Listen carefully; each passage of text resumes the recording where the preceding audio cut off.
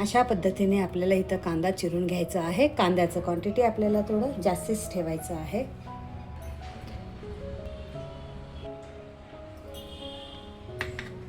मिरची तुम्ही जास्ती कमी घेऊ शकता.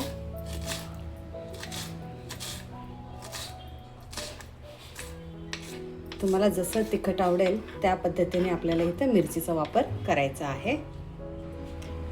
आता आपण हे चिरून घेतलेलं कांदा आणि मिरची बाजूला ठेवूयात. आता एका बाउलमध्ये इथं मी पोहा घेतलेली आहे. पोहा चांगला आपल्याला चाळून घ्यायचा आहे. नॉर्मल जे आपण पोहे वापरतो त्याच पोह्याचा आपल्याला इथं वापर करायचा आहे. आता हे पोहे आपल्याला 2 वेळा चांगलं पाण्यानं धुवून घ्यायचं आहे.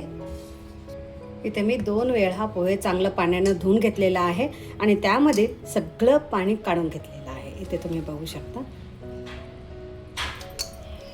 आता ह्यावरती एक झाकण ठेवूयात आणि हे बाजूला ठेवूयात. आता एका कढाईमध्ये आपल्याला तेल घालायचं आहे. तेल गरम झाल्यावर थोडंसं मोहरी घालूयात, थोडं जिरं घालूयात, थोडंसं शेंगदाणे घालूयात.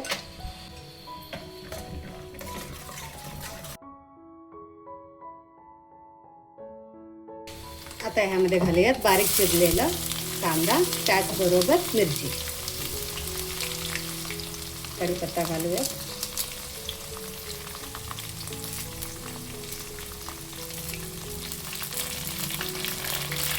थोडेसे फुटाणे घालूयात. आता हे सगळं आपल्याला हाय फ्लेमवरती मिक्स करून घ्यायचं आहे. कांद्याचा कच्चापणा जाईपर्यंत आपल्याला इथं कांदा चांगलं परतून घ्यायचा आहे.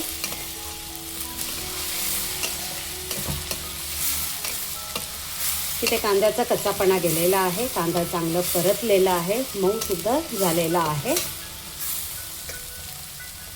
आता घालूयात ह्यामध्ये थोडंसं हळद, चांगलं परतून घेऊयात.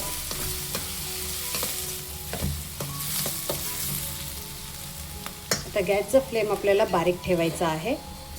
आता घालूयात ह्यामध्ये भिजवत ठेवलेलं पोहे.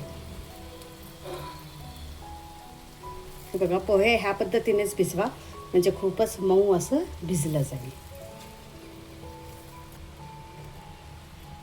आता घालूयात चवीपुरतं मीठ,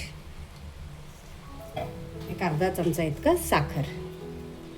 आता घालूयात बारीक चिरलेली कोथिंबीर. गॅसची फ्लेम आपल्याला बारीकच ठेवायचा आहे. आता तुम्हाला वाटेल की इथं पोहेच बनवलेले आहे, ह्यामध्ये काय स्पेशल असेल, तर तुम्हाला सांगते, मऊसूत कापसाहून लोण्याहून सुद्धा मऊसूत पोहे आणि संध्याकाळपर्यंत इतकं सॉफ्ट राहील असं तोंडात विरघळणारं पोहे आज आपण बनवणार आहे. त्यासाठी इथं मी एक सिक्रेट इन्ग्रेडियंट्स घालते आहे, ते म्हणजे दूध. हे बघा, आपल्याला इथं थोडं दुधाचा वापर करायचा आहे आणि दूध घालायचं आहे.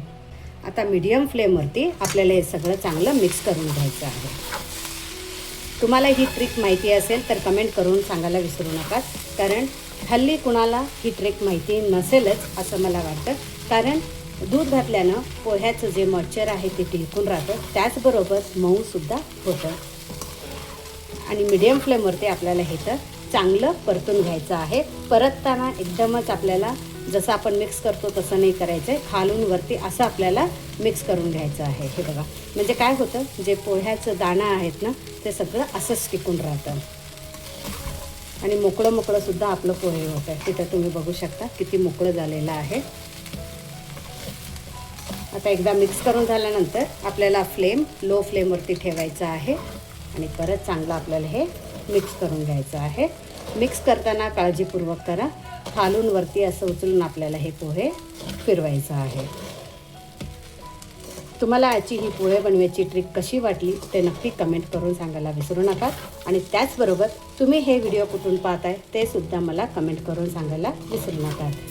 प्रतिभाज रेसिपीमध्ये तुम्हाला सगळ्यात जास्ती कोणते रेसिपीज आवडतात ते सुद्धा कमेंट करून सांगायला विसरू नका. हे चांगलं मिक्स झालेलं आहे. आता लो फ्लेमवरती एक अर्धा मिनिटासाठी आपण हे झाकून ठेवूयात. बघा, एक अर्धा मिनिट झालेलं आहे. इथे तुम्ही बघू शकता पोहे चांगलं फुलून आलेलं आहे. बघा किती मोकळं मोकळं, खूपच छान असं आपलं हे हलकं फुलकं पोहे बनवून रेडी झालेलं आहे. बघायला तर पोहेच आहे, पण त्या ट्रिकनं बनवा. तुमचं पोहे दररोज आवडीने हेच मागतील, इतकं छान बनवून रेडी होईल. हे बघा. आता गॅसची फ्लेम आपल्याला बंद करायचं आहे. हे बघा, सुटसुटीत मोकळं, लोण्याहून मऊसूत ह्या ट्रिकने पोहे नक्की बनवा. पोहेसोबत बेस्ट कॉम्बिनेशन आपलं हे महाराष्ट्राचं चिवडा, त्याचबरोबर आपलं शेंगा गुळाचं लाडू आणि हे आपलं लिंबू नसेल तर पोहा इनकम्प्लीट असं वाटतं. तुम्ही दहीसोबतसुद्धा खाऊ शकता, खूपच छान लागतं. घरी कोणी पाहुणे आले तर अशा पद्धतीनं त्यांना एकदा पोहे बनवून द्या आणि असं एक ब्रेकफास्टची थाळी करूनसुद्धा तुम्ही त्यांना सर्व करू शकता. बघायला तर सुरेख वाटतंच, पण खायला खूपच टेस्टी असेल. एकदा नक्की ट्राय करून बघा आणि तुम्हाला आजची ही रेसिपी कशी वाटली ते नक्की कमेंट करून सांगायला विसरू नका. परत भेटूयात आपण असंच नवनवीन रेसिपीसोबत प्रतिभाज रेसिपी मराठीमध्ये. थँक्यू.